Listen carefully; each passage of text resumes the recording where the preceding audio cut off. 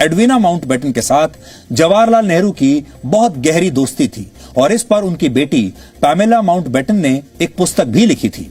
इस पुस्तक का शीर्षक था India remembered a personal account of the Mountbattens during the transfer of power.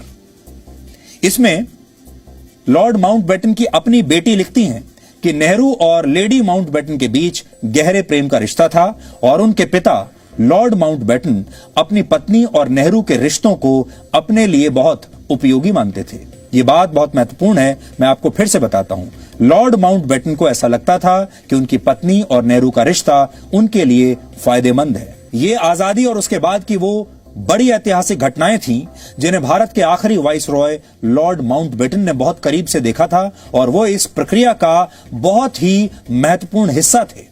माना जाता है कि उन्होंने अपनी डायरी में कई ऐसी बातें लिखी जिनका जिक्र ना तो उन्होंने कभी किसी से किया और ना ही ब्रिटिश सरकार ने वर्ष 1979 में उनकी मृत्यु के बाद ऐसा होने दिया।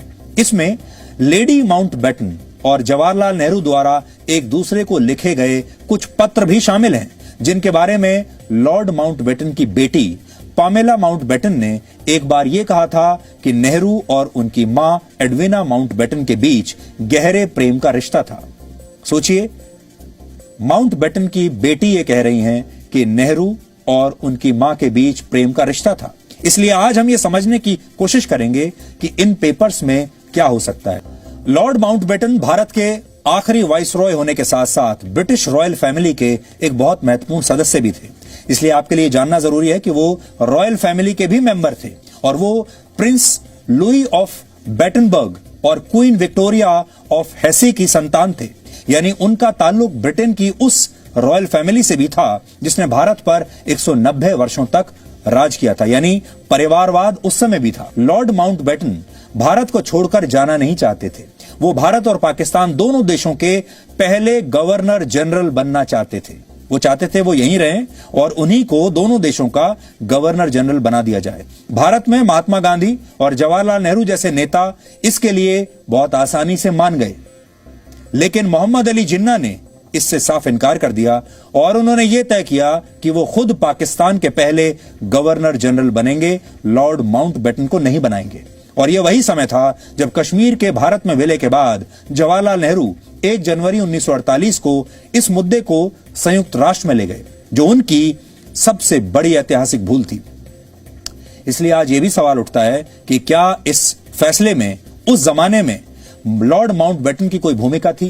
क्या वो नेहरू के सलाहकार बनाए हुए थे और क्या उन्होंने ही नेहरू को यह सलाह दी थी कि इस मामले को लेकर संयुक्त राष्ट्र चले जाइए? क्या उन्होंने ही इसके लिए नेहरू पर कोई दबाव डाला था? एक और बात, जून 1948 तक लॉर्ड माउंटबेटन भारत के गवर्नर जनरल बने रहे। उस समय भारतीय सेना के कमांडिंग जनरल भी अंग्रेजी मूल के रॉय बुशर थे।